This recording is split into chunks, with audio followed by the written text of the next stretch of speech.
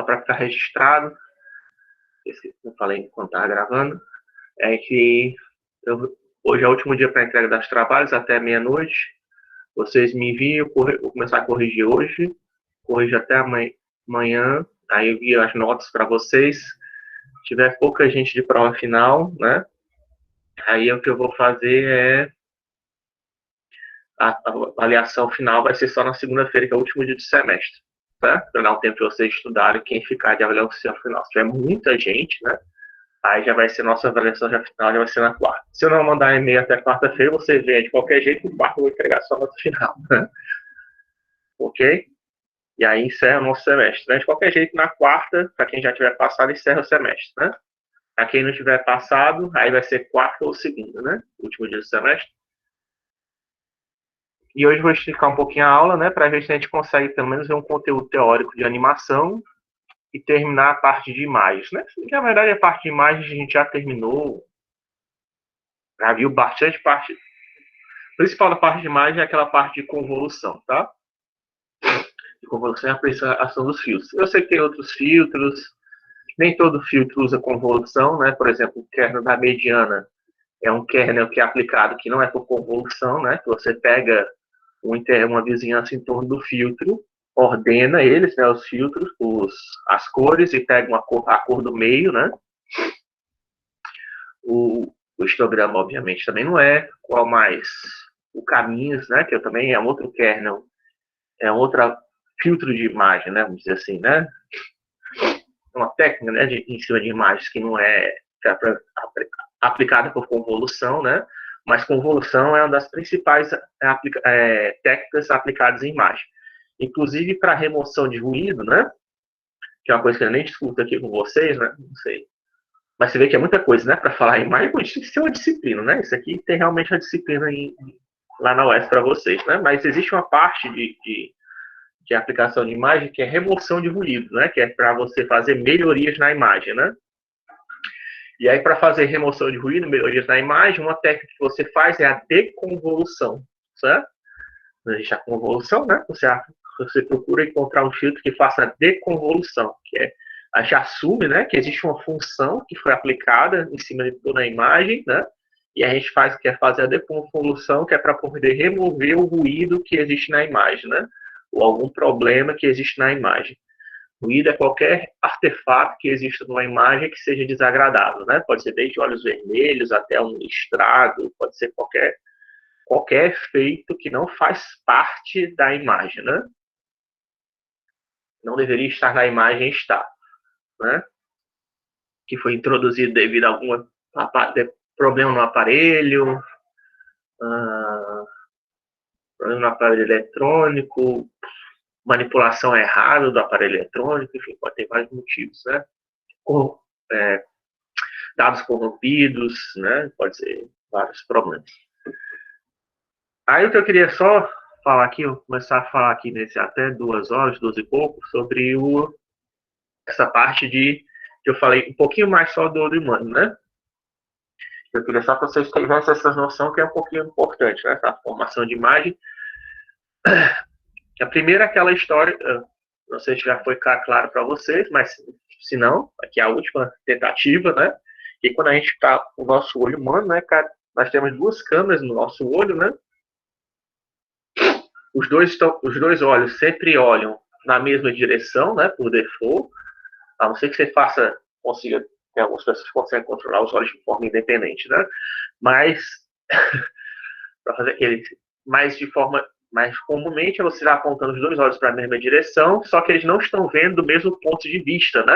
Certo? Se esse aqui fosse espaço cartesiano, tem um vetor saindo do meu olho, né? De um olho, do outro olho, esses 2 vetores eles não estão, embora sejam alinhados, paralelos um com o outro, você pode considerar, eles não estão partindo do mesmo ponto, né? E, portanto, eles vão formar 2 imagens diferentes, certo? A combinação dessas 2 imagens diferentes, de direções um pouquinho, né? Essa diferença é pouca de um olho para o outro, que é o que forma a visão 3D, né? Certo? Eu acho que você já pode começar a ver alguns problemas aí, né? Porque a distância dos olhos das pessoas não é igual para todo mundo, né? Certo? Meus olhos, nossos olhos não são igualmente espaçados, né, para todo ser humano. Mas, enfim, a gente assume que é, né? Quando a gente faz né, faz os óculos 3D para poder formar uma imagem 3D. Mas devido a isso, tem alguns ângulos que a gente que quebra a ilusão, né, do 3D. Se você estiver olhando, é um dos motivos, né?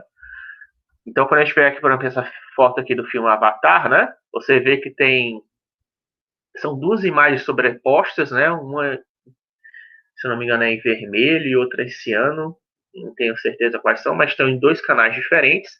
Que aí nosso olho, quando recebe essas duas imagens diferentes, né? Que vem das duas lentes lá do óculos 3D, né? Vermelho e azul. Acho que é vermelho e azul, né?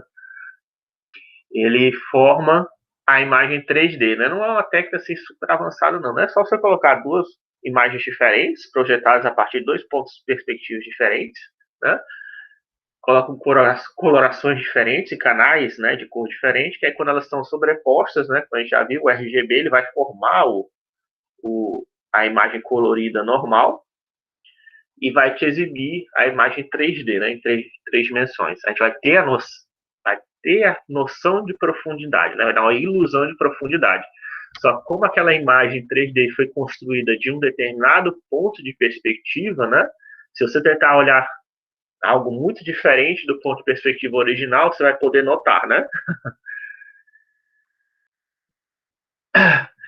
Aí outra para a gente ver, esse é o tipo de processamento que o nosso olho faz, né? Outro tipo de processamento é que vocês já viram, é aquela é a fusão de pixels, né? Quando tem pixels muito próximos um do outro, nosso olho automaticamente é capaz de fazer uma quantização dos pixels, né? Fazer uma média, né?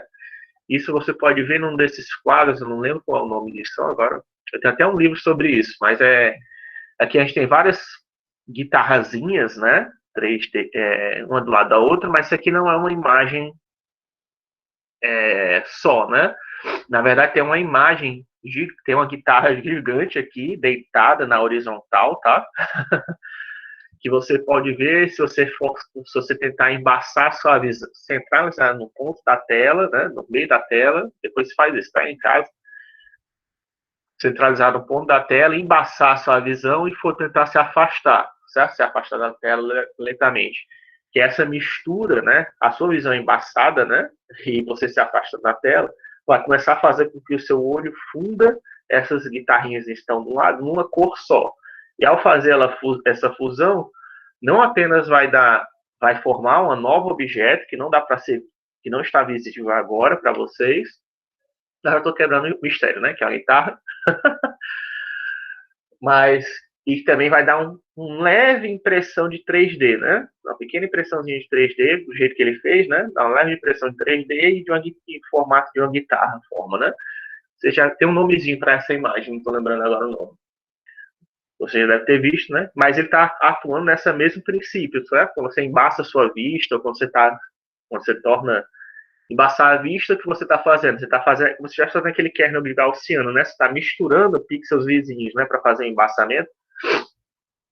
Então você está fazendo um filtro de imagem, né? De certa maneira, forçadamente. Você aplicando esse filtro, você vai formar uma nova imagem, né? E Sharp, né? Imagem 3D.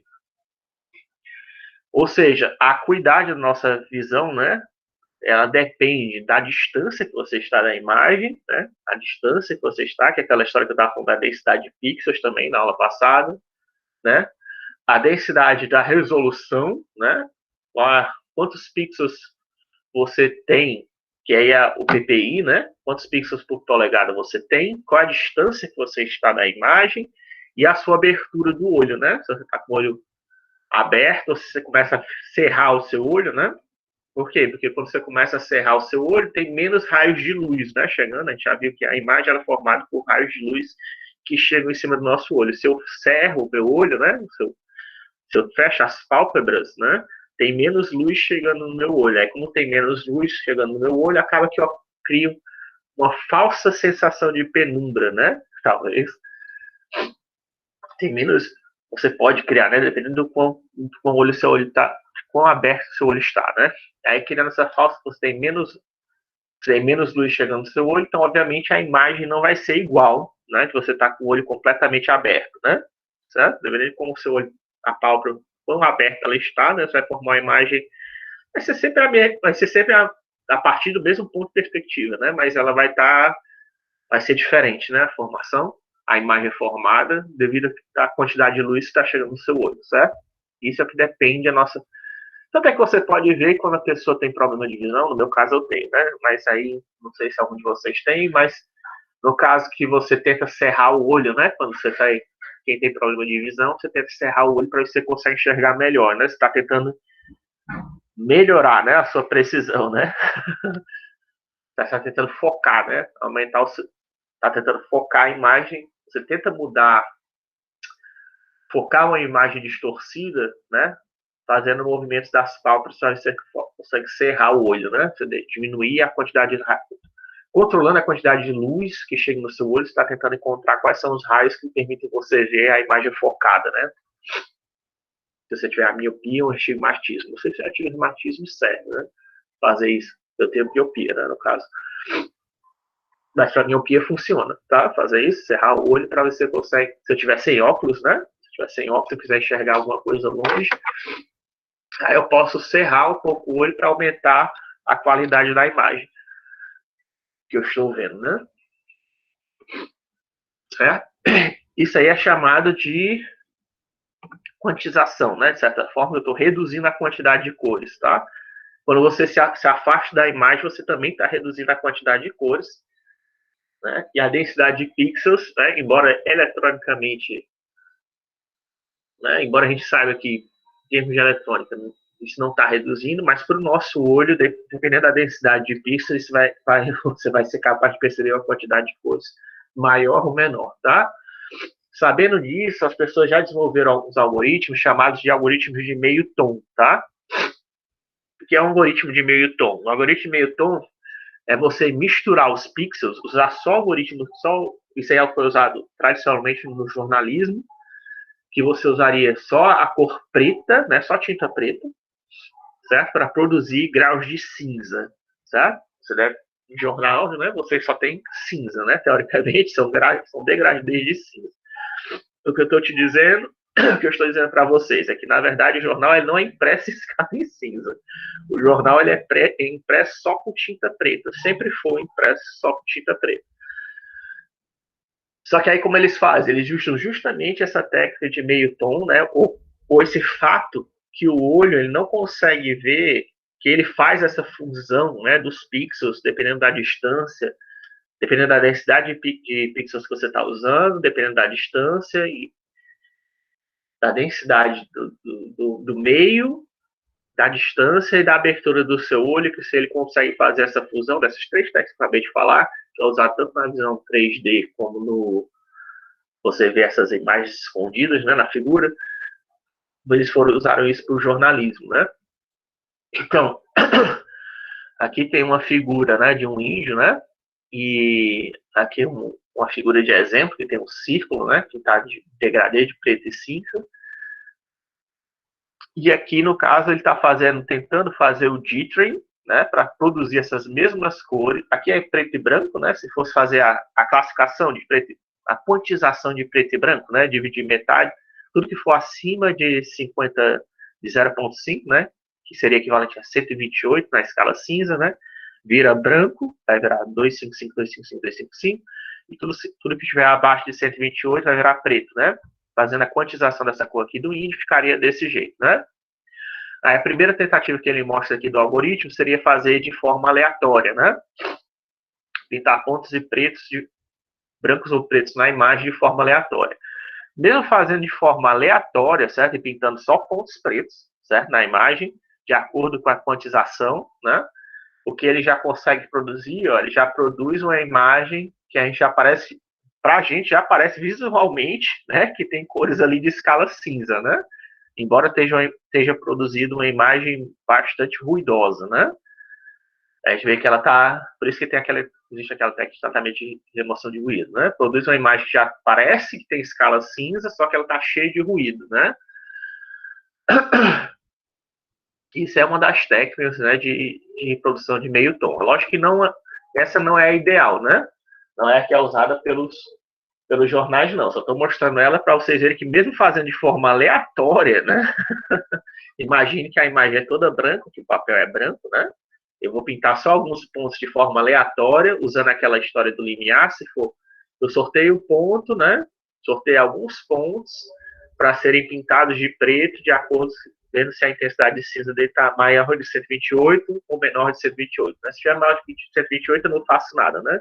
Se tiver abaixo de 128, eu vou pintar de preto, totalmente preto, tá? Aquele pixel. Que é, tem que pintar só os caras de preto, né? Que são que são realmente preto, né? Seriam realmente preto se eu fizesse a quantização, né? Por isso que tem essa imagem aqui de baixo para a gente ver quem seria realmente de preto, né? Só quando o pixel sorteado cai nessas regiões de preto que ele é pintado de preto, né? Mas mesmo sorteando aleatório, nem todos os caras vão ser pintados de preto, né? A não ser que você dê um tempo infinito para que todos os pixels pretos sejam sorteados, né? Ou um tempo suficientemente grande para que todos os pixels pretos fossem sorteados, aí você ia acabar produzindo essa imagem, né? Mas como ele não pintou todos, né? Sendo que aqui nesse algoritmo, acho que ele ainda está somando um valorzinho aleatório, né? Além de sortear uma posição aleatória, ele sorteia um númerozinho aleatório para poder pintar esses caras aqui que estão fora, né? Por isso que acaba produzindo ruído, né? Mas acho que nem precisava fazer isso, mas tudo bem. A questão é que o que eles descobriram, né? Eles descobriram com que foi, na verdade, o pessoal do jornalismo que descobriu, é que se você pintar os pixels em uma determinada ordem, né, você consegue o nosso olho vai interpretar aqueles pixels pretos pintados em uma determinada ordem como uma escala cinza, como um tom de cinza, tá? Devido ao o tamanho daqueles pontos pretos, né? E devido à distância que a gente olha do jornal, né? Que a gente nunca, que nem o que nem a história do celular, né? Se eu colocasse o jornal muito de perto, eu poderia até notar, né? Talvez a resolução, né? Os pixels, né? Não é pixels, né? Que a gente chama quando está impresso. Pixel é sempre um elemento de tela, né? Quando a gente fala de papel impresso no papel, seria dots per inch, né? Pontos, dots é pontos, né? Pontos por polegada, tá? O DPI, você já deve ter ouvido falar em processamento de imagem, né? Existe essa resolução, né, de DPI. A sua impressora, ela tem, tá, um DPI, sei lá, 600 pontos por polegada, ou 300 pontos por polegada, tá? Essa é a resolução, se você não sabia até agora, você sabe que essa é a resolução da sua impressora. Quão boa é a imagem que ela consegue imprimir, tá? Se quer uma impressora boa, compre uma que tem um DPI alto, tá? E consegue imprimir vários pontinhos em uma polegada, né? Mas o equivalente disso para a tela é igual. O conceito é a mesma coisa, tá? Pixels per inch e dots per inch é a mesma ideia, tá? Quantos pontos ou quantos pixels você consegue representar por polegada, né? Aí o que eu estou dizendo, se você pegar essa regiãozinha, né, esse quadradinho equivalente a uma polegada, que vai ser um pixel, ou chamado de pontos, quando está no papel, e você pintar esses pixels, esses subpixels, né, na verdade, talvez, de uma cor de preto, né? Numa determinada ordem, né, você vai produzir a escala de cinza, tá? Aí, por exemplo, eu não sei se dá para ver aqui, mas esse aqui é um dos kernels, né, que seria usado para pintar esses pixels, tá? Opa, certo? Esse aqui é um desses kernels, por exemplo. Então, que tem 1, 2, 3, 4, 5, 6, 7, 8, 9, 10, né? E vai até o número 35, né? Se não me engano. São 35, né? Isso quer dizer o quê? Que existem quantas tonalidades de preto, de cinza aqui? Você deixar todo branco, né? Equivalente a branco, claramente, né? Se você pintar de preto, tudo preto, é equivalente ao preto. Isso aqui vai ser como se fosse a noção de subpixel, né? Também. Se você quisesse pegar uma imagem de preto, né? Uma imagem de escala cinza e pintar, usando esse kernel de Uditrin, desse algoritmo para usar o nosso olho, o que você faria? Você teria que aumentar a imagem em 35 vezes, tá? Usando esse kernel. Você aumentaria ele em 35 vezes, cada pixel, tonalidade de cinza, seria pintado de acordo com essa sequência, tá? Seguindo aqui, o primeiro pixel é esse cara do meio, né? Aí se eu quiser pintar a próxima tonalidade de cinza, eu tenho que pintar o 1 e o 2. A próxima tonalidade de cinza é 1, 2, 3. A outra próxima tonalidade de cinza é 1, 2, 3, 4. Isso você repete para todos os pixels, né? Então quer dizer que tem 35 tonalidades de cinza, 37 cores no máximo, né? E aí você pega a escala cinza, divide em 35, divide por 35, né? Seria 35? 35 intervalos, né? Na verdade, 36 intervalos, né? Se não me engano, é 35 a 36 intervalos aqui. Se você tem porque tem os dois extremos, né? Certo, dois extremos, você tem dois pontos. Então seria 36. 36 intervalos, né? Para você ter os caras do meio, né? Que estão entre as tonalidades de cinza. Então, deixa eu ver. Teoricamente, né? 256 dividido por 36, né? Por exemplo, daria passo de 7, né? 7 vezes 36 daria 256, né? Então, vamos dizer que seja 7, tá? Então, se pintar só o primeiro pixel 1, né? Seria uma tonalidade de cinza. Pintar esse pixel 1 de preto seria equivalente à tonalidade de cinza 777.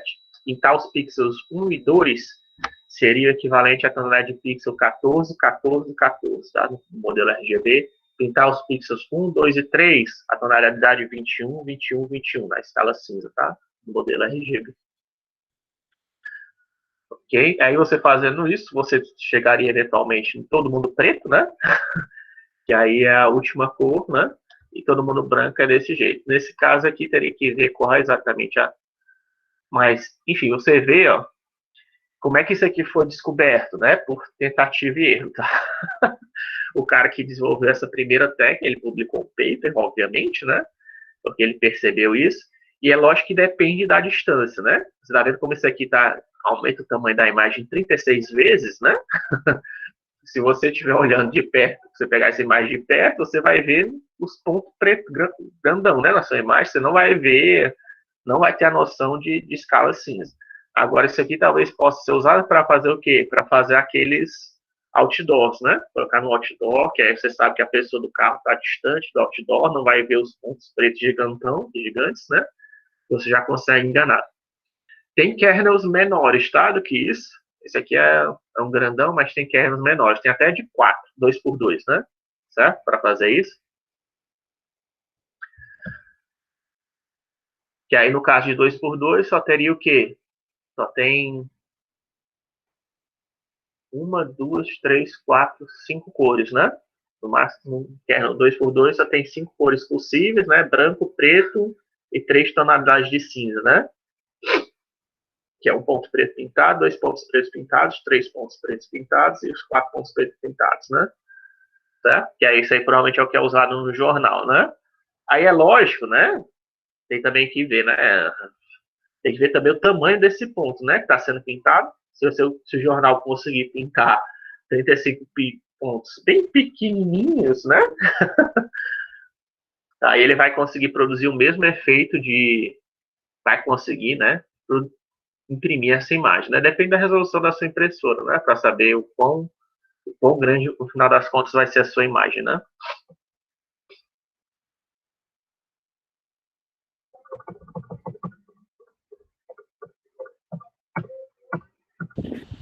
Só uma Deixa eu...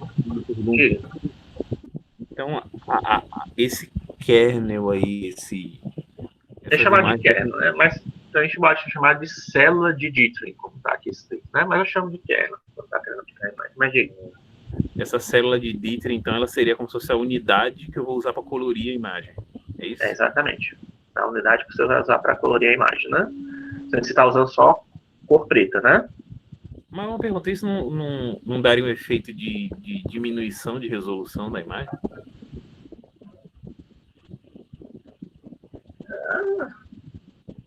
Depende do tamanho da sua célula, né? Depende de qual. Esse aqui, ele tem até uma figura aqui que eu coloquei de exemplo, ó.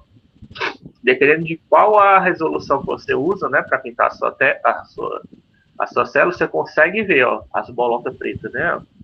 Nesse caso aqui do A, do B você ainda consegue ver que tem algum artefato, né, em cima dela, mas aí no C, que eu acho que está usando essa célula aqui de 33, você já praticamente não consegue ver diferença, né? Ainda tem um artefatozinho, né?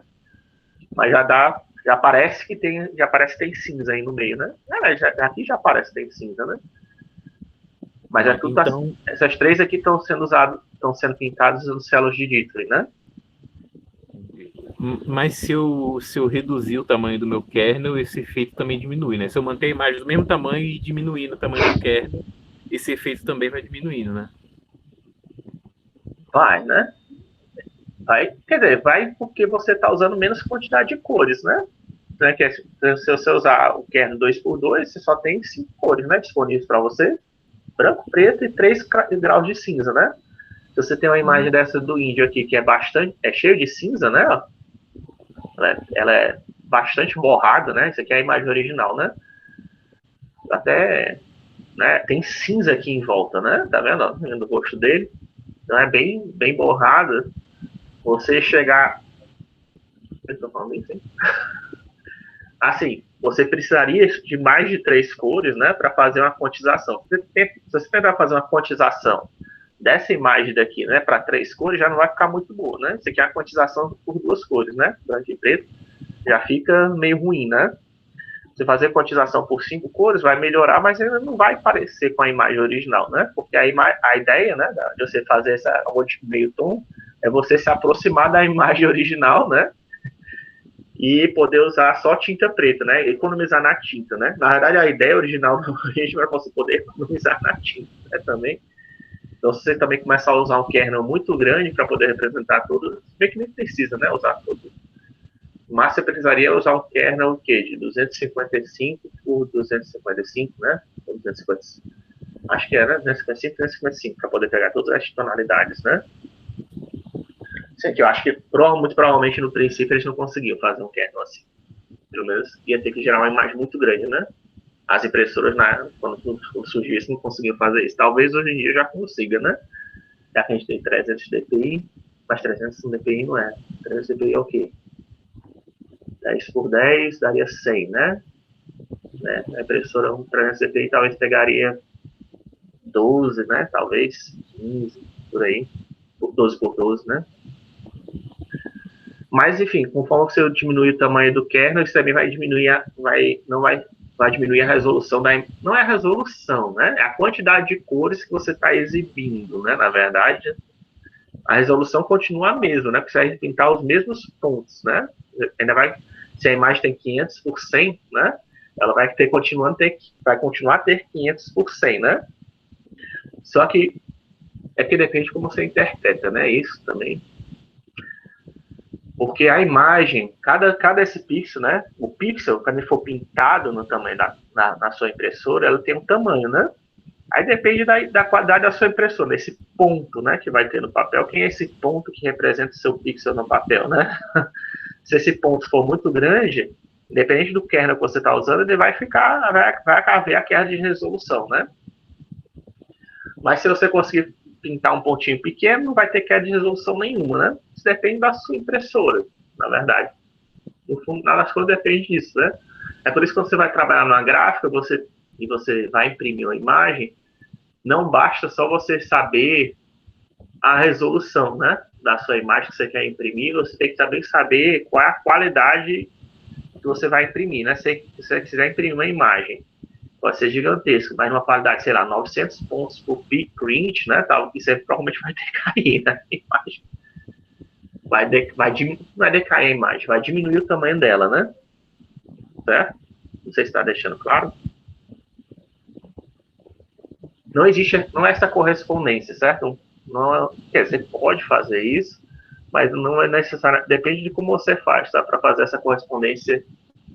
O que eu estou dizendo para você é que não precisa ter essa correspondência de um ponto no papel ser igual a um pixel, né? Você pode aglomerar pixels para pixels para representar, aglomerar pontos no papel para representar um pixel na sua tela, né? E aí, como você vai conseguir fazer essa correspondência dos pontos de papel com pixel na sua imagem, né? Que aí no caso seria o pixel, subpixel, depende da sua resolução da sua impressora, né? É isso que eu estou dizendo, tentando dizer para você. Mais porque se ele. Porque, tipo assim, se eu, por exemplo, eu quero pegar uma imagem, sei lá, em 4K, 3D em um monitor que é só HD, eu não faço um processo parecido com esse, de pegar uma região e meio que homogeneizar ela. Não é um processo meio análogo em que eu pego uma região e. É porque aí você não Como assim? homogeneiza, né? Não pega mesmo, mas você está tentando representar uma coisa só numa região que não era uma coisa só. Você Fez está querendo... sentido? Eu não sei exatamente, porque tem várias técnicas, né? Quando faz zoom, né? Pronto, seria equivalente você estar dando um zoom na imagem. Certo? Você pega um pixel e aumenta o tamanho dele para poder exibir na tela, né? Certo? Isso aí é o que você estaria fazendo com o dithering, certo? Como se você pudesse olhar quem são os subpixels, né? Na verdade, está gerando subpixels para poder pintar, para poder gerar uma cor que não existe, né? Na imagem, para não usar a escala cinza, né? Porque para você pintar com cinza, né? Mas a gente já viu teoria de cores, né? Se a gente quisesse pintar, usar cinza, a gente teria que misturar, né? Preto com branco, né? Teria que ter tinta branca na sua impressora para misturar o branco com o preto e produzir cinza. Tem que ter o colorido, né? Que é usado para fazer cinza hoje em dia. Mas estou dizendo no princípio, né? No princípio, o único jeito de você produzir cinza, sem ter cinza, era misturar branco e preto, né? Teria que ter dois. Por isso que eu estou dizendo que acabaria gastando mais tinta, né? Só que aí o cara teve essa ideia de você ordenar e pintar só alguns pontos pretos e deixar que o nosso olho fizesse a fusão. Tá? Tem livros só sobre isso, o cara tentando pintando diferentes ordens para ver qual que engana melhor o olho para produzir uma determinada tonalidade de cinza, né? Mas aí é como se você estivesse aumentando o tamanho. Nessa história que você falou de pegar uma imagem de 4K e exibir no monitor 2K, o que a gente está fazendo é descartando informação. Eu tenho uma imagem grande, né? E aí você descarta informação, pegando só o que eu falei para vocês, que é o melhor, inclusive, você manter só alguns pontos igualmente espaçados na imagem, para reduzir o tamanho dela e poder ser exibido na tela. Você poderia fazer isso, né? Se você quisesse descartar esses pontos para depois aumentar de volta para o tamanho original, talvez seja isso que você está querendo dizer, né? Tipo, você faz um zoom para diminuir o tamanho da imagem, né? Que seria o quê? É um zoom out, né? E você entra, zoom out, você sai, né? Sairia um zoom out para reduzir o tamanho da imagem, depois você voltaria para o tamanho original, só que aí, em vez de restaurar as cores originais, você faria o dithering, que aí você não perderia o tamanho da imagem, né? Pode ser, né? Mas você descartou informações, você descartou cores fora, né? Aí, de certa forma, aí sim você perdeu a resolução, se você fizer desse jeito, né? Se você não quiser aumentar o tamanho da imagem, né? Talvez você já esteja perguntando. Você não quer aumentar o tamanho da imagem por dithering? Tem como? Tem. Você reduz a resolução dela, né? E agora você restaura para o tamanho original usando dithering, né? Que aí você não vai estar... Você não vai sempre sair a imagem do mesmo tamanho, né? Só que aí você descartou, né? Algumas informações fora. E aí sim vai ter perda de resolução. Entendeu? Uhum.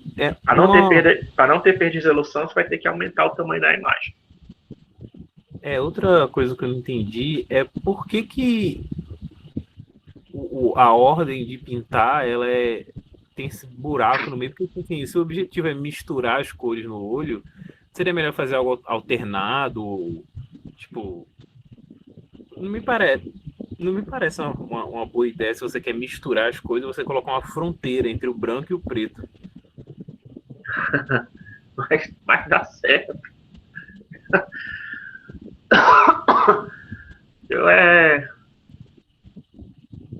Por exemplo, esse aqui é um dos kernels, né? Até coloquei. Esse aqui é o kernel de Bayer, tá? De ordem Knox, eu falei para vocês que só tem 5 possibilidades, né? Esse aqui é um cinza, ó. E se você produzir o meio cinza, basta pegar esse padrão xadrez, tá? O padrão xadrez, que é usado até em tabuleiros, isso aí é um kernel de Bayer de 2x2, tá? Então, se você olhar um tabuleiro de xadrez de longe, até essa imagem que está aqui na tela de vocês, que é você afastar do seu monitor, se você cerrar o olho, né? Ou então se você afastar a sua distância, vai ver que você vai... Essas duas cores aqui, a B e a C, vão ficar iguais em determinado momento. Você não vai, seu olho não vai conseguir fazer a diferença.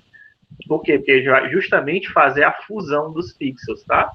Embora seja, para a gente olhar, se você olhar o pixel individualmente, você vai ver claramente que é um padrão xadrez, tá? Se você se aproximar aqui do seu monitor, você vai ver que é um padrão xadrez. Mas se você cerrar o olho agora, olhando para essa imagem, ó, já dá para, pelo menos no meu, né? Mas depende do seu olho também, no caso você pode se afastar do monitor, você vai ver que tem uma hora que B e C vão ficar iguais, vão ficar com a mesma cor, embora B esteja usando escala cinza e C não. C está só usando preto, tá?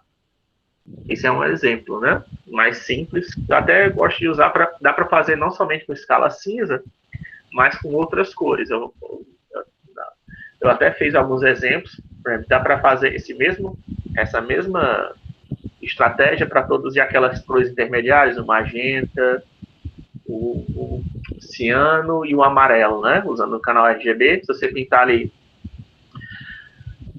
nesse mesmo padrão xadrez, vermelho, vermelho, azul, azul, você vai produzir o magenta, né? Se você pintar vermelho, vermelho, verde, verde, vai produzir o amarelo. Né? Eu tenho até uns... Até vou colocar nos comentários de novo, já tinha feito isso no semestre passado. Não sei se ainda tem, ó. Tenho que procurar no computador agora. Eu não sei se eu apaguei. Deixa eu ver. Será que tá lá no... Deixa eu... dar uma olhada aqui. O SCG. Será que ainda tem isso, hein? Devia ter deixado aqui imagens, né?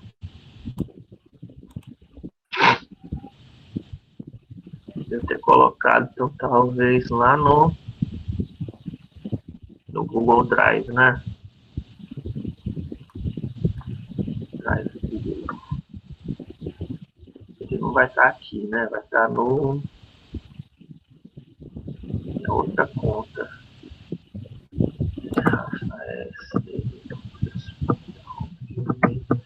Eu fiz esse teste já.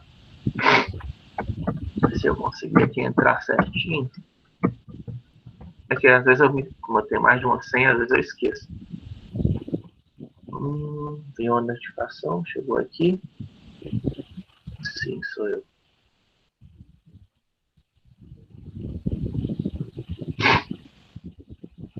Deixa eu ver se está aqui. Não.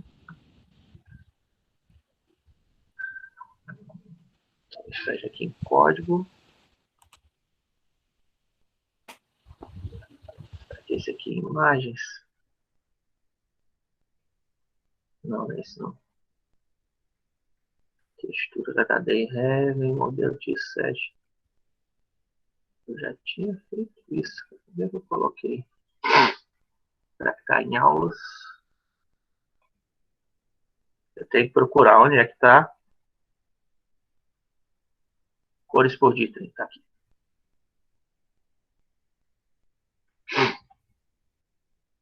Pintura amarela.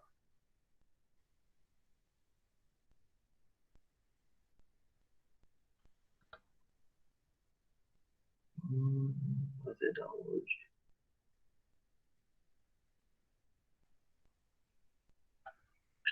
Pasta. Cores. Extract all. Pronto. Tá me ouvindo? Sim, sim. Então pronto. Aqui, deixa eu ver o roxo.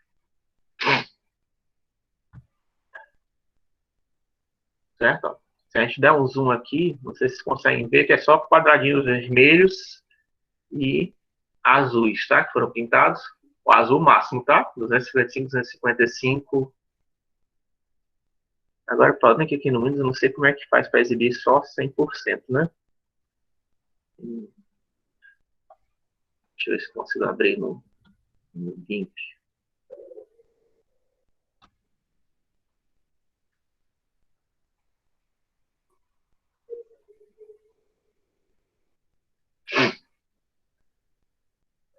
Por enquanto ele vai abrindo. Demora um pouquinho, né? Não. Ele não abriu no GIMP, ele abriu no cores. Vou para abrir Open. Open with.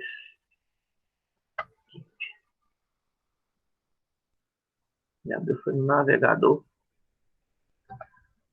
Mas, enfim, todas essas imagens, ó, elas são obtidas. Eu vou colocar na descrição dessa aula, tá? Fazendo a mesma técnica, ó. Só que aí eu depois misturei agora magenta com amarelo, que aí produziu um rosa, teste rosa. Usando o kernel de base 2x2, tá? Vermelho com amarelo, que produziu laranja, né? O verde foi o quê?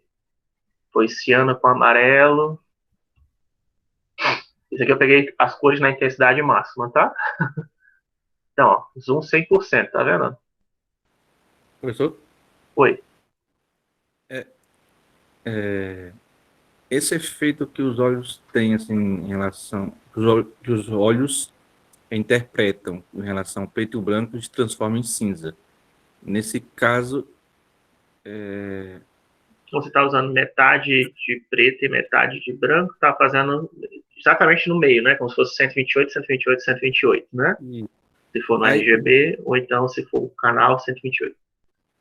Agora, no caso de cores que não são preto e branco, como o senhor mostrou, tipo vermelho e amarelo, Uhum. seria tipo uma interpretação do olho, nesse caso, ele faz uma interpretação, assim como faz com o preto e o branco, ou é a soma das ondas, como se fosse a soma de cores aditivas, alguma coisa assim desse sentido? Não, mas nos dois casos é o nosso olho que tá fazendo essa combinação. Não é, de qualquer jeito, é o nosso olho que está fazendo essa combinação. Na nosso cérebro. E se nosso olho tivesse resolução suficiente, né? Se nós tivéssemos uma visão. Você lembra que eu falei? Por isso que eu mostrei naquele slide que a precisão do nosso olho, né? A acuidade visual depende da distância, da densidade de pixels e da abertura do nosso olho, né? Se nós tivéssemos uma precisão no olho suficientemente grande, a gente ia conseguir ver, né? A gente ia conseguir ver que tinha um pontinho azul do lado de um vermelho, um pontinho azul do lado do vermelho. A gente não ia ver essa mistura de cores, tá? Porque o dispositivo, né, no caso aqui o nosso monitor, o meu monitor, o monitor de vocês, ele está produzindo certo, tá? Ele está pintando um pixel de azul, está pintando outro pixel de amarelo, um pixel de azul. Por um momento eu pensei assim, que talvez houvesse uma mistura física, sabe? Não fosse um Não. Essa mistura física que acontece é na hora da pintura de um pixel só, né? Que aí ele tem só aqueles 3 canais, o RGB, né? Cada pixel tem os 3 LEDzinhos. E aí, se eu fizer essa mistura no pixel, né? Aí ele vai acender, de repente, o pixel vermelho, 255, né? Para fazer esse cara aqui, qual é o 800. Ele vai acender, é azul e... Deixa eu dar azul. Né? Azul e vermelho, né? Então ele colocou 250, acende o vermelho no máximo, o verde deixa apagado e acende o azul no máximo, né? Isso aí acontece em um pixel, né? E aí nesse caso, aí você tem 2 LEDs, né? Que estão produzindo, lançando a onda sonora, a onda eletromagnética que está sendo combinada, né? Para produzir aquela cor no nosso olho, né? Para produzir uma cor. Na verdade, é para estar tendo a combinação de ondas eletromagnéticas para produzir uma cor, né, no nosso olho. Só que nesse caso, no caso do dithering, o que você está fazendo com que o pixel produza só uma cor, né? Está sendo produzido só o vermelho ali, não tá? Tem 2 pixels que estão apagados, né? E aí o pixel vizinho está produzindo só o azul. Tanto é que se você reorganizar essas cores, né? Da maneira que você esse efeito de dithering nem sempre acontece, tá? Dependendo de como você ordenar as cores, vai ser possível perceber o azul e o vermelho. Né? Vai ser possível perceber o azul e o vermelho, dependendo de como você ordenar as cores. É porque da maneira que eu ordenei, eu estou usando aquele kernel de bias, que aí no nosso olho, devido a a mistura que está acontecendo, né, de ter pontos azuis e vermelhos muito próximos do outro, ele está fundindo. Ele diz assim, não, coloca logo com uma mistura das cores. O nosso olho é que está fazendo a fusão. Mas se eu reordenar essas cores, dependendo de como a gente fizer essa reordenação, vai dar para perceber o azul e o vermelho. Entendeu? Dependendo de como você ordenar as cores, vai dar para perceber, mesmo nesse tamanho. Então é mais como uma forma de ilusão, então, né? É uma forma de ilusão, exatamente. A ideia é justamente você criar essa ilusão, tá? Mas dependendo de como você pintar os pixels, né? Se você não usar um kernel de bias ou se usar kernel, tentar misturar kernels diferentes, vai dar para perceber o efeito talvez de degradê. Você não vai perceber mais o, o azul, não vai perceber mais a mistura das cores, vai perceber uma fronteira entre as cores, certo? Que nem aconteceu no caso parecido com o que acontece no caso lá do Camins, né? Que aparecem as fronteiras entre as cores próximas, né? Também vai acontecer aqui, dependendo de como você ordena, né? Você vai conseguir ver, vai aparecer um ruído, né? Na imagem, como exatamente lá no slide.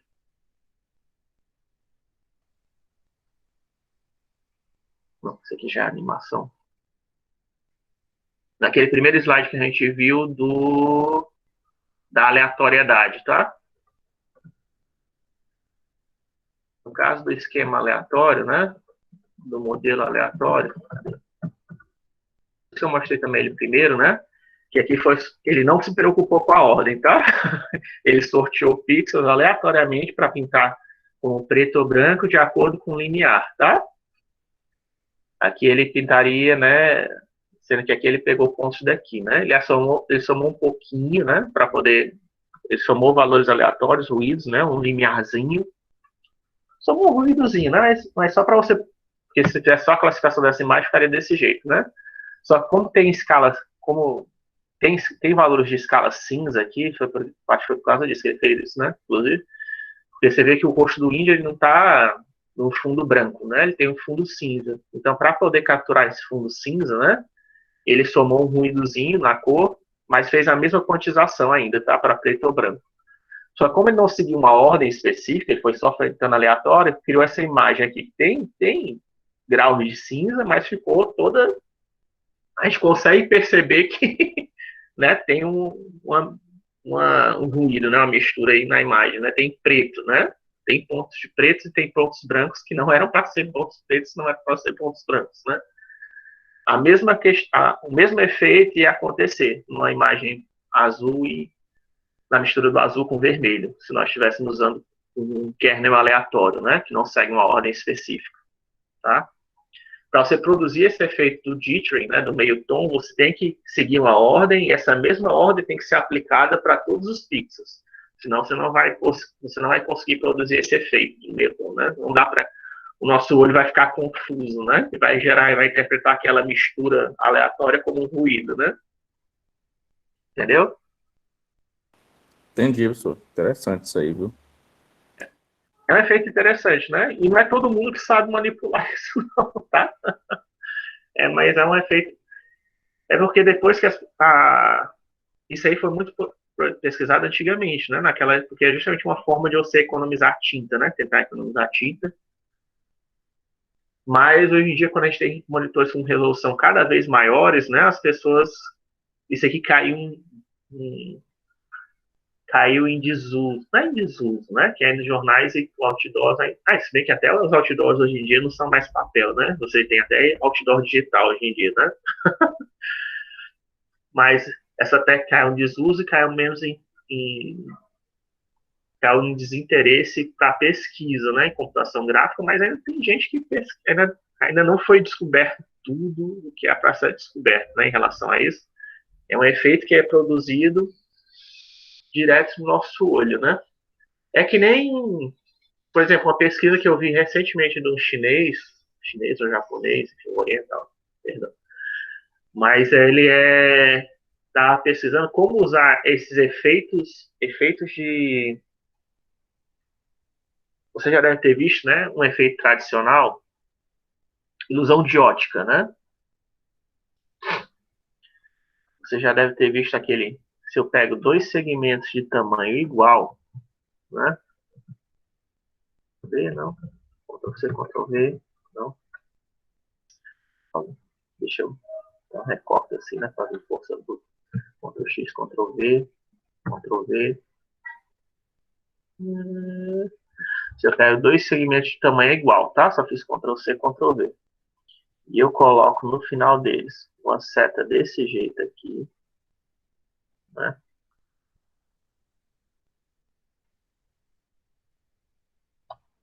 Eu não sei se eu estou fazendo certo.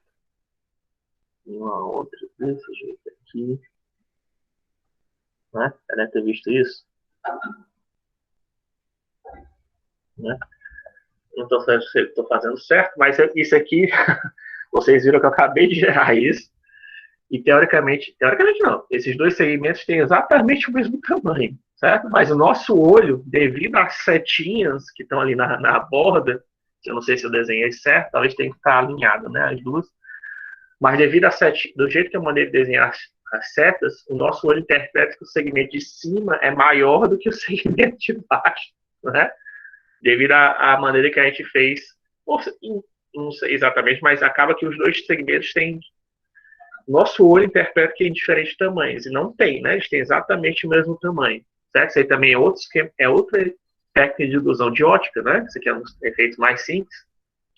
E eu vi que tem gente na faculdade do Oriente que estão pesquisando como usar isso para produzir animação. Aí é interessante.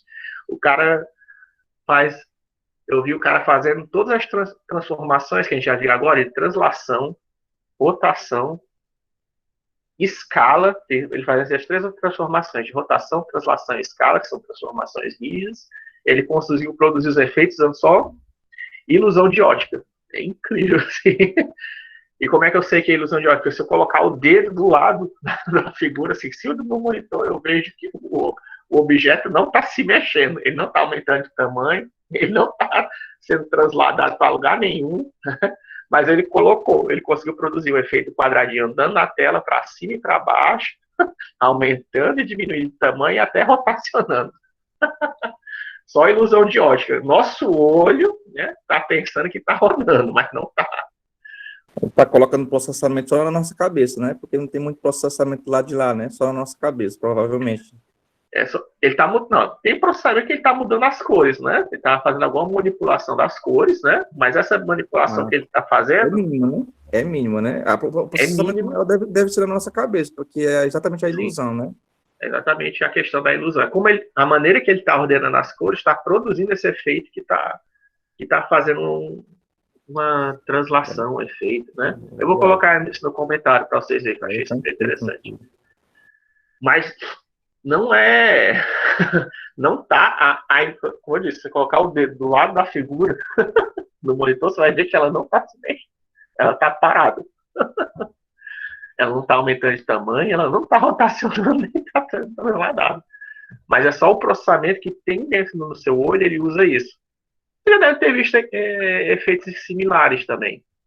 Que é aquele... São efeitos de ilusão de ótica, né? Que você tem vários círculos assim pintados em volta.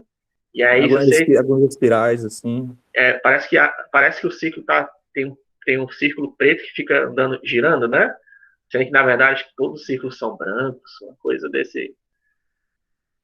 Não lembro exatamente como é que é esse efeito. Mas se você olhar os círculos individuais, você vai ver que eles não estão tudo parados, não tem nenhum círculo se movendo. Mas se você olhar eles de longe, né, você vai ver que tem a impressão de um círculo preto que fica sempre andando, né? Na imagem fica circulando. É um efeito de ilusão de ótica, né? E já tem gente pesquisando como usar isso para fazer animação, né? Que aí vai ser mínimo. Se você conseguir fazer isso para fazer animação, né? O processamento vai ser mínimo, né? Para você produzir para produzir uma transformação na tela, né?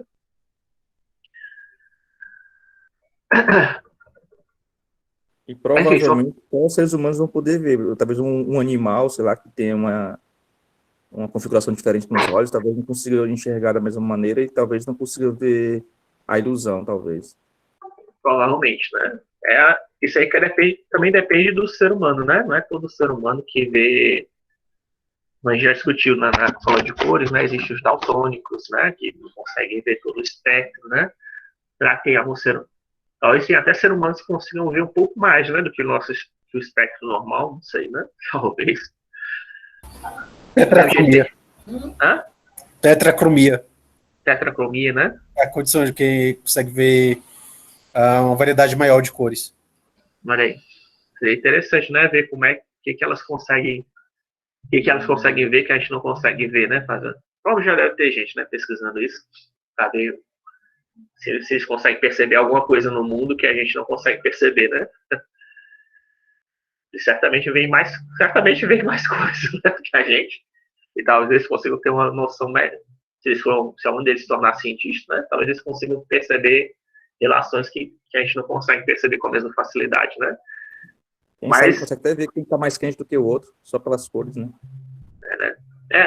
Isso aí tem uns óculos, né? Que a gente pode fazer isso, os óculos de visão térmica, né?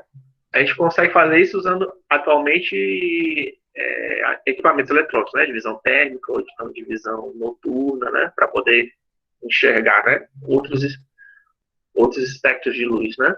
Tem que visão térmica você está vendo uma outra frequência, né? Na visão noturna você só está pegando até que na visão noturna, se não me engano, é que você está pegando, você lança, se bem que a visão noturna também faz a mesma coisa, né? Só que você lança um raio você está usando, ele lança um raio não visível que o óculos captura, né? Para poder pegar uma imagem de alta definição, né? Não é a mesma coisa, né? Teoricamente, você está usando você está vendo uma luz no espectro que você não veria normalmente, né? O único problema do óculos de visão noturna é que se tiver algum animal que consegue ver aquela luz que você está emitindo, ele vai te ver, né? Mas o ser humano não vai.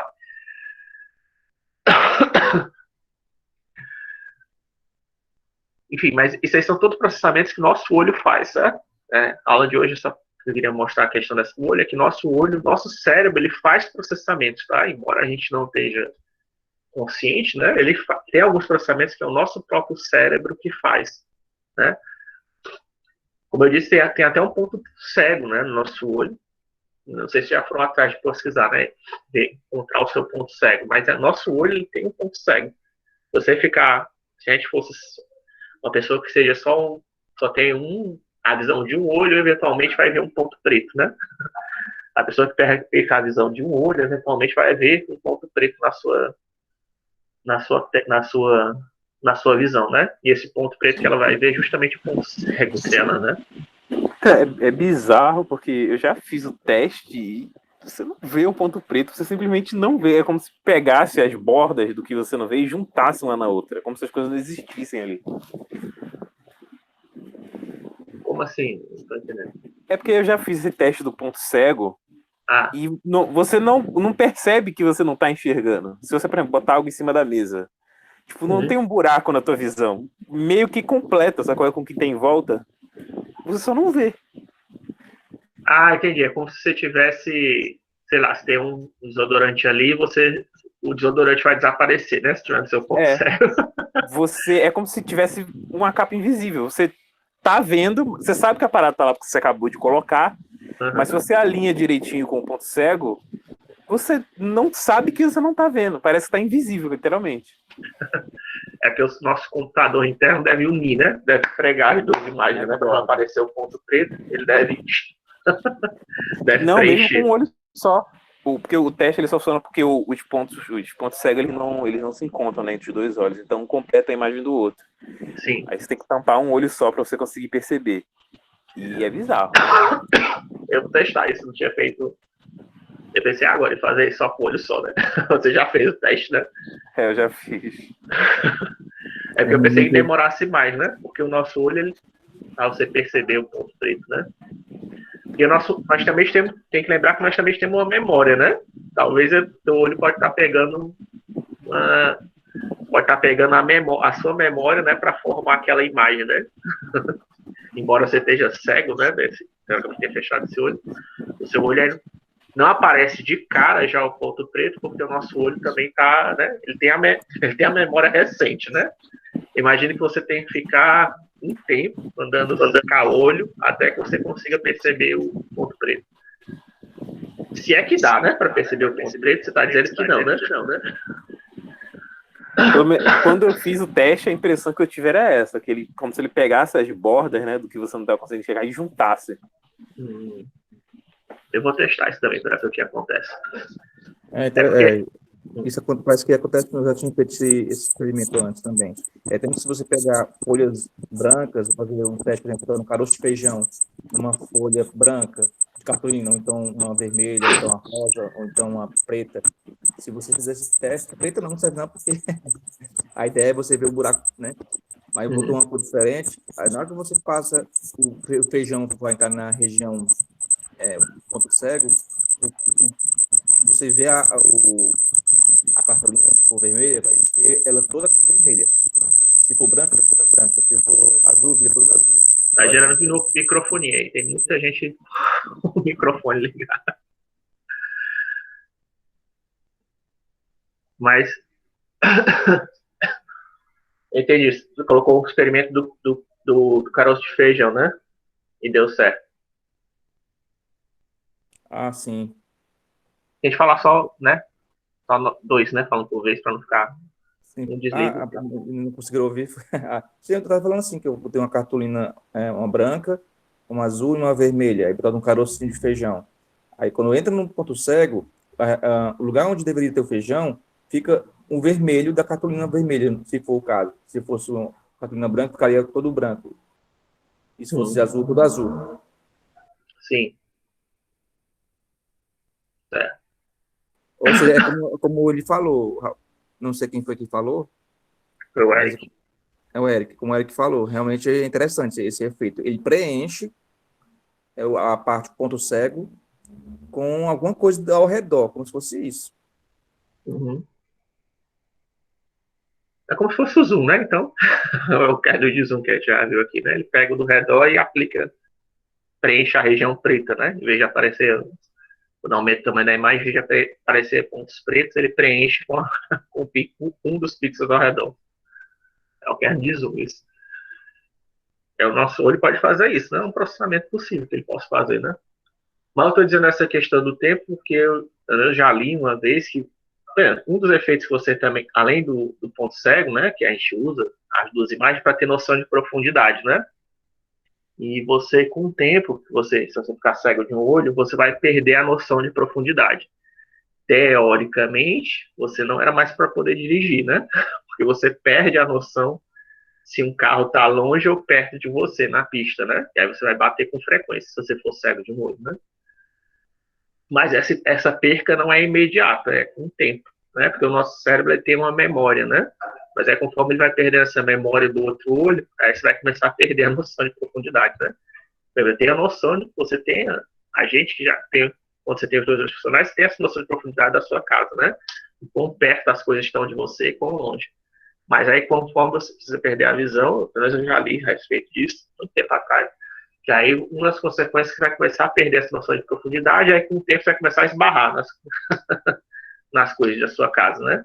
Porque as coisas não estão sempre na mesma posição, né? E aí como você já não tem mais noção de profundidade, você vai começar a bater, esbarrar na cadeira, ou esbarrar em alguma coisa que esteja no chão. Né? Mas pelo menos o ponto preto você não vai ver, né? Ele vai ser preenchido com a cor ao lado, né? Tem que ver se isso aí é um efeito que sempre acontece com todo mundo, né? Também, você já teve alguém pesquisando isso, já teve uma amostra aleatória da população. Você teria que ter pessoas... Hã? Não, eu não. Eu já vi alguns casos, algum distúrbio no cérebro, né? Que a pessoa vê apenas a metade da imagem, mas isso aí é outra coisa. Não, eu estou dizendo aqui, para você ter certeza que isso é um efeito que acontece com todo mundo, né? As pessoas, você teria que pegar uma amostra aleatória de pessoas que só têm uma visão de um olho, né? E aí ver o que elas, se elas enxergam, pesquisar, né? Fazer uma entrevista com elas para ver se elas veem algum ponto preto na imagem delas, né? Na visão delas. E elas comparando, o que é que elas conseguem ver, comparando com uma pessoa que tem a visão normal, ainda tem que fazer isso, né? Pegar uma visão de pessoas que têm visão normal e as pessoas que só têm visão de um olho, visão normal que eu digo é a visão dos dois olhos, né?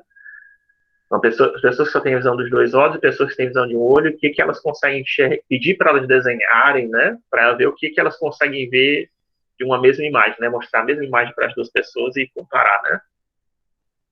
Isso numa amostra relativamente grande, né? Não sei se existe nem tantas pessoas que só têm visão de um olho para fazer isso, né? Mas isso é uma das pesquisas que a gente daria trabalho de fazer. Mas pode ser que alguém tenha feito, né? Já isso. Eu tenho que dar uma olhada atrás, né? Eu estou dizendo isso porque, tipo, porque uma pessoa, porque um efeito acontece com uma pessoa não quer dizer que aconteça com todo mundo, né? Depende de cada pessoa, né? A gente teria que ver, não dá para afirmar com certeza, né? Que ninguém vai ver o ponto preto. Mas pode ser, mas como eu já tenho 2 casos aqui, né? Temos 2 amostras de pessoas aleatórias que não veem ele, né? Já fizeram o teste. E talvez até mais, né? A gente pode ter certeza que tem uma boa parte da população que o cérebro vai preencher com a cor ao lado, né? Então a gente teria que ter uma pesquisa, né? Em relação a isso. Isso é um teste empírico, né? Que a gente está fazendo aqui. Mas, enfim. Então, a questão toda que a gente discutiu aqui é só para ver que tem esse processamento que o nosso olho faz, né? Ele é capaz de fazer um processamento. E aí tem até alguns algoritmos, né? Uma vez que você faz essa quantização de cores, seja por dithering, né? Ou seja, usando esses algoritmos aqui de média ou de caminhos, né? Que vão formar, pode aparecer, às vezes, uma fronteira entre as cores, tá? Ou algum efeito de ruído, né? Certo? Como nesse caso aqui, se a resolução não for tão grande, né?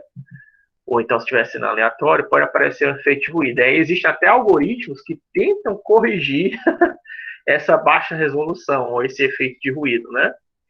Que aí no caso aqui tem o algoritmo de Atkinson, de Burks, né? São 2 desses algoritmos. Também tem o Floyd-Steinberg, o algoritmo de Atkinson, o algoritmo de Burks. E o que eles tentam fazer, esses algoritmos aqui, que na verdade são kernels, tá? Que você aplica em cima dessas imagens que sofreram dithering ou sofreram quantização de cores, que você tenta aplicar você tenta criar derivada, né? Basicamente o que eles estão tentando fazer é isso, é criar uma derivada entre as cores de forma que você consiga um gradiente entre as cores, de forma que tenha suavização da transição, de forma a criar uma transição, né, suave entre as cores que estão próximas, né? É como se você estivesse reordenando de novo, né? Mas não é bem uma reordenação, né? Mas ele tenta fazer uma suavização das cores, né? Você está aplicando de novo um blue, né? Você acaba criando outras cores, né? Fazendo isso. No caso aqui, por exemplo, ele está pegando essa cor e está distribuindo para esses kernels vizinhos aqui, né? No caso do Atkinson. Mas aí você acaba inserindo mais cores no modelo, né, dele, mas mesmo você inserindo mais cores, você gera um efeito de transição melhor, né, para não ficar tão visível. Porque se você estiver usando uma resolução baixa, né, você cria mais cores para poder criar o efeito de transição. Esses algoritmos que fazem isso, né, algoritmo Floyd-Steinberg, Atkinson e Burks, né. Não queria entrar muito nesse. Já passou até mais do que eu queria falar. Já está quase no final da aula e nem falo de animação, né? Mas eu vou colocar talvez um exemplo disso aqui para vocês, tá? Desses 3 algoritmos.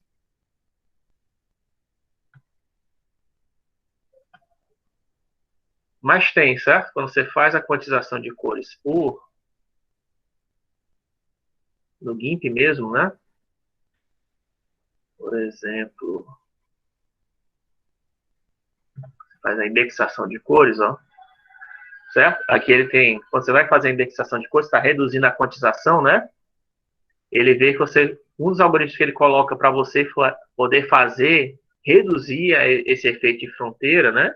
É usar o algoritmo do Floyd-Steinberg, tá?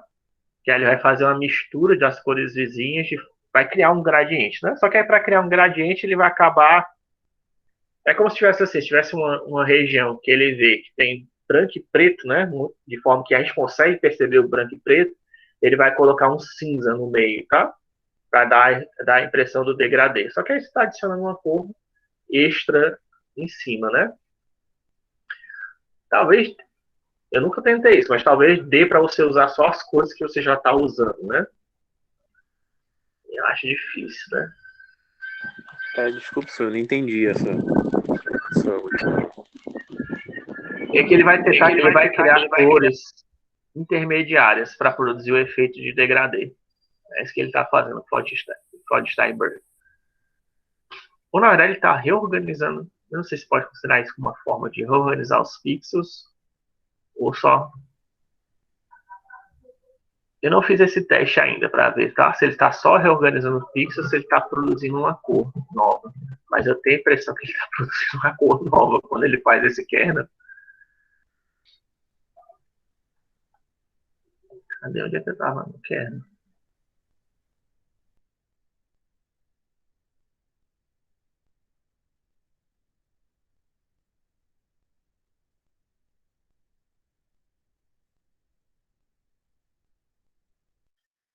Alô? Estão me ouvindo?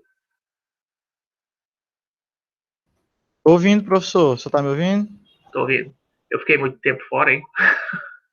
Não tem, professor. Você se lembra quando é que foi que caiu? Já faz pelo menos 20 minutos. 20 minutos, Se é? não mais. Se for uns 20 minutos não tem muito problema, né? Mas se for mais... Qual foi o último slide que vocês viram? Mas, Eu cheguei a falar cheguei a entrar em animação ou não? acho que não, não lembro. Acho Eu ainda estava falando de imagem. que tava falando de imagem. Então deixa eu só acabar a questão de imagem. De qualquer jeito aqui na animação eu estava só falando do histórico dela.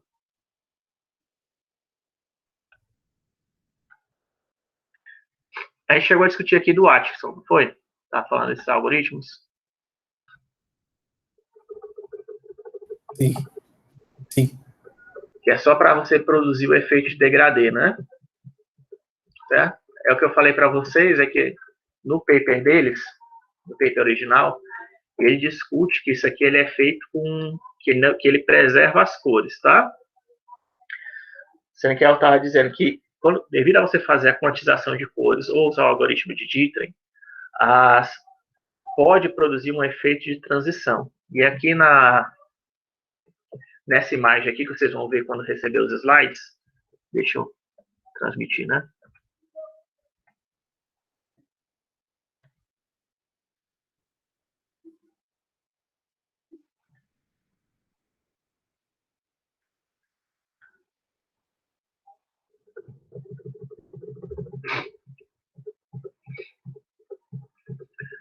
Quando vocês verem essa imagem daqui, vocês vão ver que tem umas faixas aqui, certo? Como se fosse a bandeira da Itália, ou a bandeira da França, né? Que é aquela faixa azul, branca e vermelha, né? Ou então a bandeira da Itália, que é verde, branco e vermelho, vermelho, branco e verde, né? Certo?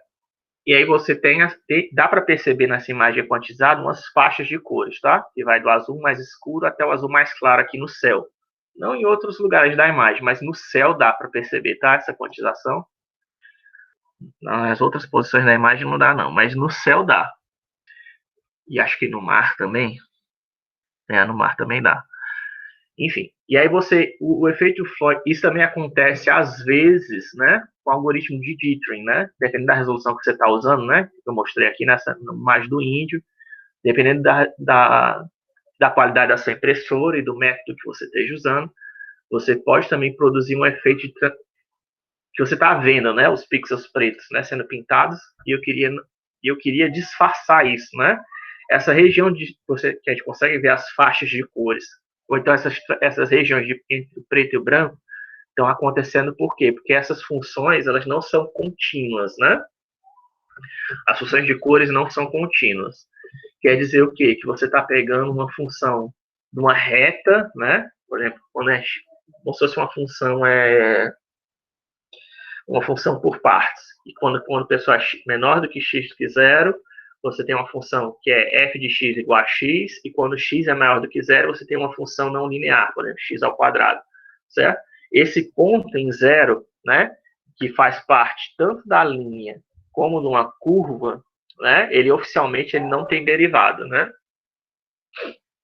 Ele é uma região de descontinuidade, até tem derivada, mas porque é o mesmo, né, da esquerda para a direita, mas não necessariamente precisa ter. Mas, de qualquer jeito, é uma região de descontinuidade, tá? Que não é suave, tá? Suave, o que a gente chama de suavidade, né? Tecnicamente, formalmente. Suavidade é quando você é capaz de produzir uma derivada, uma região seria a região mais suave, a função mais suave que tem é uma seno, tá? Uma seno, uma cosseno, ou então uma exponencial, né?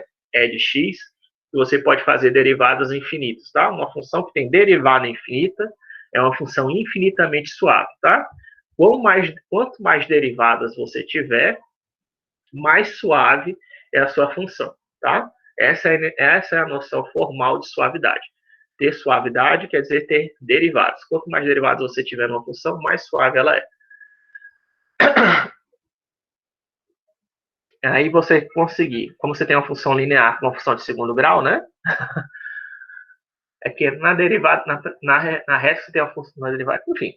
De qualquer jeito, né? Se você tem uma região ali de descontinuidade, tá? Porque ela está conexa, né? Nesse caso aí da reta com a segundo grau, mas ela não é suave. Como não é suave, eu consigo ver o quê? Tipo uma ponta ali, né? Na hora que ela vê uma reta, eu consigo ver um vértice, né? Na verdade ali, nessa região aqui era uma reta e virou uma parábola, né? Certo? Numa função totalmente suave, você não seria capaz de identificar esse vértice, esse ponto de curva, né? Esse ponto que teve mudança na função. E a mesma coisa não apenas acontece com dados, né? Mas também acontece com cores, né? A gente consegue ver essa região de transição de preto e branco, né? Porque isso aqui não é uma função contínua, né? Não tem uma derivada. A derivada aqui seria uma constante ou seria zero, né? Certo? Se a gente pegar aqui e for no infinito, a derivada provavelmente é zero, né? Não é muito pequena, né? Enfim, é uma constante. Mas não teria outras derivadas, né? Porque se a primeira derivada é constante, a segunda derivada já é zero. E aí, eu estou dizendo isso? O algoritmo de Floyd-Steinberg, o que ele atuaria? Ele atuaria em cima dessa função que eu acabei de falar, que uma reta e vira uma parábola, criando uma curvazinha, tá? Ele cria, é isso que ele teoricamente faz, ele tenta criar uma curvazinha ali, de forma que quando vem a reta e ela vira a parábola, não é mais aquela transição brusca, né? Ela tem uma curvazinha que para virar a parábola, né? Como se fosse uma equação de terceiro grau, né? É isso que esses algoritmos aqui, tanto do Floyd-Steinberg, do Atkinson e do Burks, tentam fazer, tá? Eles tentam criar uma derivada artificial de forma que essas regiões onde tem transição do branco para o preto, seja ou de qualquer cor, né, se for quantização de cores, ou de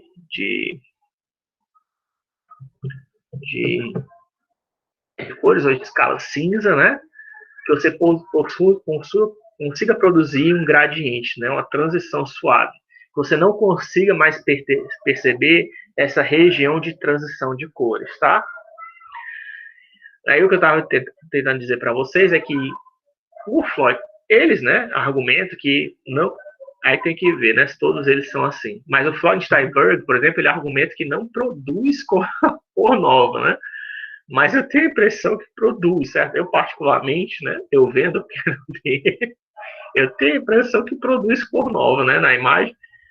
Ele até consegue registrar o gradiente, né, produzir o efeito de transição, mas ele tem que produzir dados novos, né? Como é que ele vai, como eu acabei de falar, né? Como é que ele vai transformar essa transição numa reta com uma curva sem inserir novos pontos ali, né, nessa região? Ele pode não inserir novos pontos na região de reta e na região de curva, mas na região de transição ele vai ter que inserir novos pontos, né, para produzir esse. Não tem como. Senão, como é que ele está modificando, né, a função para produzir esse efeito? Então, na minha opinião, é porque talvez visualmente, né, você não consiga perceber, né, essas novas cores. É isso que eu estava tentando falar com vocês, né? Porque ele argumenta isso no paper dele, se eu não me engano, que ele não está inserindo novas cores. Eu acho que talvez visualmente você não esteja inserindo novas cores, né? Visualmente. Mas eu acho que em termos de programação você está inserindo novas cores que não necessariamente surgem na imagem. Eu não testei isso, tá? Para ver se o que ele estava falando era verdade, Se ele estava falando em termos filosóficos, né, quando ele falou do algoritmo dele, ou se ele estava falando em termos práticos. É essa distinção que eu teria que implementar o algoritmo na prática para ver, né?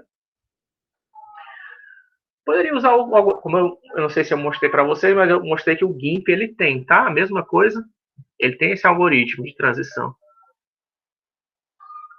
Ele usa o Floyd-Steinberg quando usa, mas eu não sei se qual a versão do Floyd-Steinberg que ele implementou, né? Se o cara implementou corretamente ou não, tá? Mas quando você faz uma quantização de cores, para cores indexadas, que você está fazendo a quantização de cores, ele dá a opção de fazer color dithering, tá? Que aí você pode usar o algoritmo de Floyd-Steinberg. E aí aqui, pelo menos no GIMP, ele está gerando novas cores, se eu não me engano. Que eu já testei. Não testei os dois, porque tem um outro algoritmo agora aqui, né? Tem outros algoritmos aqui, que eu não testei todos eles. Mas pelo menos o primeiro, normal, se não me engano, está introduzindo novas cores. Mas eu não sei se o algoritmo original introduzia novas cores, né? Mas de qualquer jeito, o efeito visual parece que você não introduziu novas cores, né? Parece. Né? Não sei se era nisso que ele estava se referindo, né? No paper dele. Que você consegue enganar, né? Que não foi introduzir novas cores, mas na prática você está inserindo, né? Novas cores. É por isso que eu estava tentando explicar isso, né? Porque no paper dele ele argumenta que não é inserir novas cores, né? Mas isso aí pode ser um efeito só visual, né? Em computação gráfica às vezes tem isso, tá?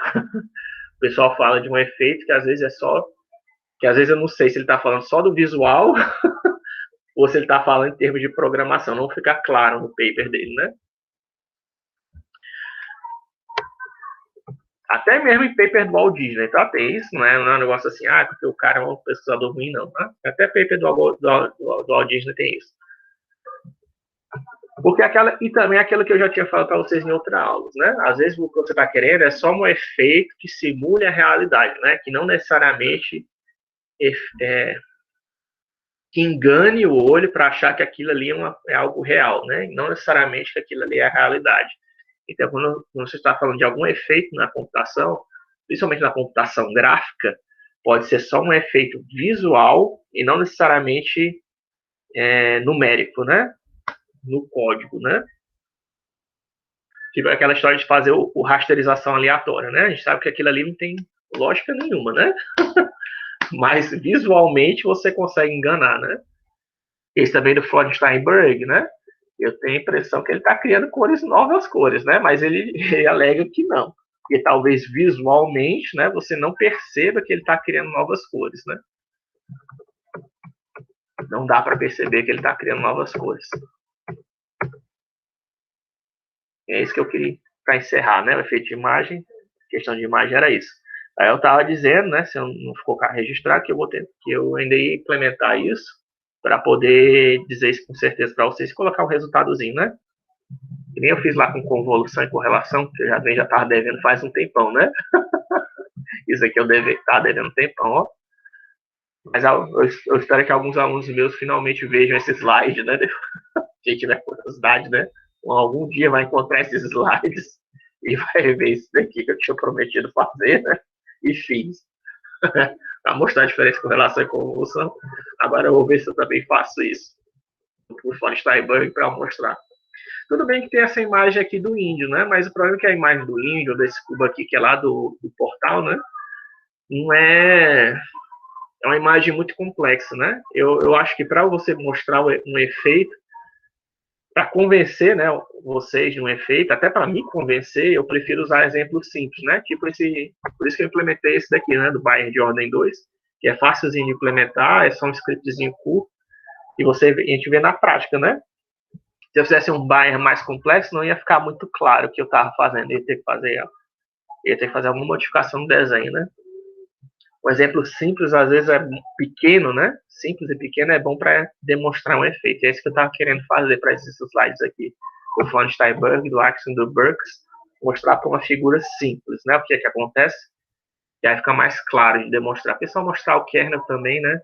Às vezes não é claro. Tudo bem que para aqueles outros efeitos, né? Que eu mostrei anteriormente, dá para ver, né? O que está acontecendo com os passarinhos. Mas aqui, no caso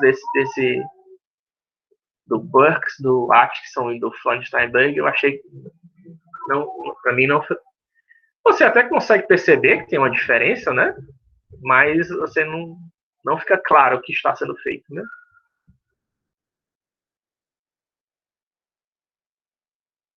E aí a gente acaba a aula de imagens, né? E aí eu estava falando sobre a introdução, sobre a animação, né? Eu vou ter que continuar isso na aula de quarta-feira, né? Mas aí o que a gente pode fazer, né? Já passou bastante tempo, né? Eu vou pegar aqui, começar os slides hoje, certo? A gente teve essa queda. Eu devo ter fechado, né, o slide na hora que eu estava. Em algum momento, eu fechei o slide e acabei caindo, né? Não é que eu caí, deve ter fechado o slide. Não sei porquê. Mas, enfim. Tivemos esse problema técnico, né? O que eu posso fazer é se encontrar a última vez no dia 2, né? Que seria o último dia de aula, só para poder mostrar a prática, né? Que com certeza a gente deve acabar esses slides na aula de quarta, tá? Só que aí eu não vou poder mostrar a prática, né? Aí quem quiser ver a prática pode vir no dia 2, que é oficialmente o nosso último dia de aula. Que aí eu posso fazer o quê? Deixa as pessoas fazendo a prova, né? E eu dou a aula, né? Enquanto eu dou aula a aula prática, as pessoas ficam fazendo a prova. E quem está fazendo a prova, né? Ver a aula depois gravada, né? Se quiser ver a prática de animação. Oi. Antes do senhor finalizar a aula, o senhor pode tirar umas dúvidas minhas do trabalho? Sim, posso. Tudo bem se eu compartilhar a tela? Tudo bem, deixa eu fechar aqui. Certo. Deixa eu só ter certeza que eu não vou fechar tudo. Dessa vez. Pronto. Deixa eu parar a gravação, né? Professor, boa tarde. Deixa eu só parar a gravação. Eu posso te interromper rapidinho, porque a minha pergunta é rápida. Posso falar? Ok, pode falar. Beleza?